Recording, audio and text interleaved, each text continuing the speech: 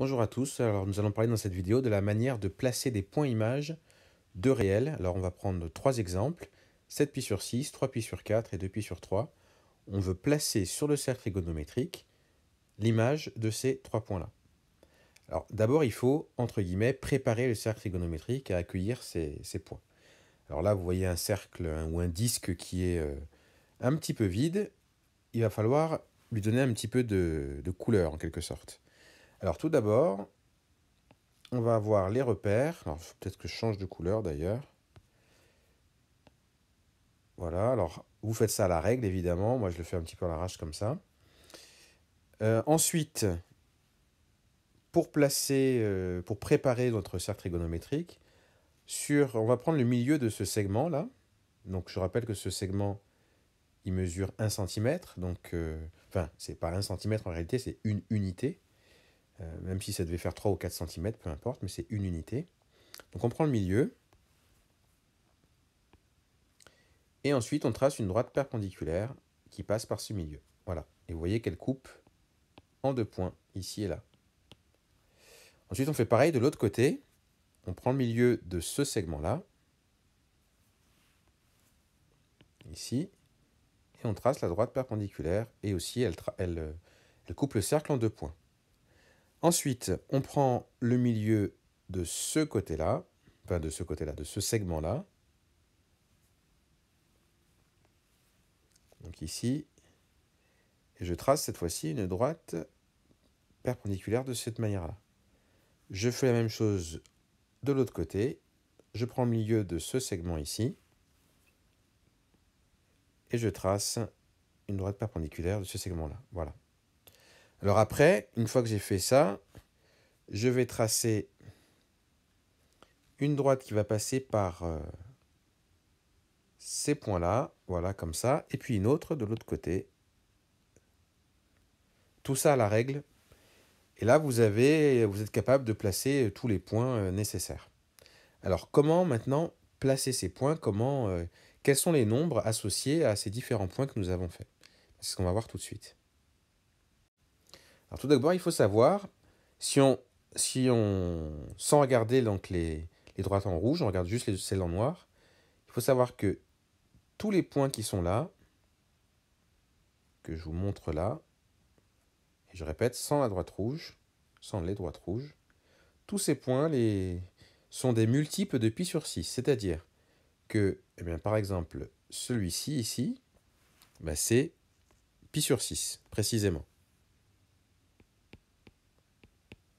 L'autre, ici, là, ça va être 2 pi sur 6. Alors, je ne vais pas écrire 2 pi sur 6, mais je vais écrire pi sur 3, parce que vous savez que lorsqu'on simplifie la fraction 2 sur 6, en divisant par 2 en haut et en bas, on obtient pi sur 3. Donc ici, j'ai pi sur 3. Ensuite, alors, si je reprends, j'ai 1 pi sur 6, 2 pi sur 6, c'est-à-dire pi sur 3, 3 pi sur 6. Là encore, je ne vais pas écrire 3 pi sur 6, puisque on peut simplifier la fraction. 3 pi sur 6, ça fait pi sur 2. Donc ici, je peux écrire pi sur 2. Et puis ainsi de suite. Alors là, je vais simplifier directement les fractions pour que ce soit bien clair. Enfin, pour que ce soit plus rapide du moins. Donc j'avais 1 pi sur 6, 2 pi sur 6, 3 pi sur 6, 4 pi sur 6, ce qui fait 2 pi sur 3, 5 pi sur 6 ici. Et enfin, là, j'ai 6 pi sur 6, c'est-à-dire pi. Après, là, j'ai 7 pi sur 6, 8 pi sur 6, ce qui fait 4 pi sur 3, 9 pi sur 6, ce qui fait 3 pi sur 2, 10 pi sur 6, ce qui fait 5 pi sur 3, et 11 pi sur 6. Voilà, et puis ça, c'est 2 pi ou 0.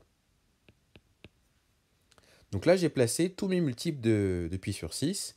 Et je répète, tous les nombres que j'ai trouvés, en fait, c'est 1 pi sur 6, 2 pi sur 6, 3 pi sur 6, 4 pi sur 6, etc. jusqu'à 12 pi sur 6. Mais j'ai pas tout écrit. Enfin, je ne les ai pas écrits tels quels. J'ai simplifié les fractions, ce qui explique pourquoi vous avez les nombres que vous voyez. Et puis enfin, les nombres qui sont là, au niveau de les 4 nombres qui sont ici, eh bien, ce sont des multiples de pi sur 4. Alors, je vais donc écrire en rouge, et là, je vais marquer donc pi sur 4. Ensuite, alors ça, c'est 1 pi sur 4. Là, j'ai 2 pi sur 4, mais 2 pi sur 4, ça fait justement pi sur 2. Là, j'ai 3 pi sur 4, donc je vais écrire 3 pi sur 4. Ensuite, là, j'ai 4 pi sur 4, mais 4 pi sur 4, ça fait pi. 4 sur 4, ça fait 1, donc 4 pi sur 4, ça fait pi. Ensuite, j'ai 5 pi sur 4 ici. J'ai 6 pi sur 4 ici, ce qui me donne 3 pi sur 2. Et enfin, ici, j'ai 7 pi sur 4. Voilà. Maintenant, normalement, avec tout ça, maintenant qu'on a construit notre cercle trigonométrique, ben maintenant, ça va être beaucoup plus facile de placer les points qui sont là. Donc 7 pi sur 6, il est déjà placé, il se trouve là. 3 pi sur 4, ben, il est déjà placé aussi, et il se trouve ici. Et puis 2 pi sur 3, il se trouve ici. Voilà. Alors imaginons maintenant qu'on ait eu envie d'avoir plutôt, je ne sais pas, moins 2 pi sur 3. Alors je vais l'écrire, moins 2 pi sur 3. Comment le placer? Ben, en fait, vous regardez où se trouve 2 pi sur 3, il est là. Et ce que vous faites, c'est que vous prenez son symétrique par rapport à cette droite-là. Donc son symétrique, ça va être jusque là. Et donc en fait, mon moins 2 pi sur 3, ben, pour le placer, il faudrait que je le mette au niveau de 4 pi sur 3. Donc là, alors ce serait plutôt en jaune d'ailleurs, pour qu'on ne confonde pas avec les pi sur 4. Là, ce serait moins 2 pi sur 3. Et il se trouve au même endroit que 4 pi sur 3, mais vous savez qu'il y a une infinité de nombres réels associés au même point image. Donc voilà pour placer les points images sur un cercle trigonométrique.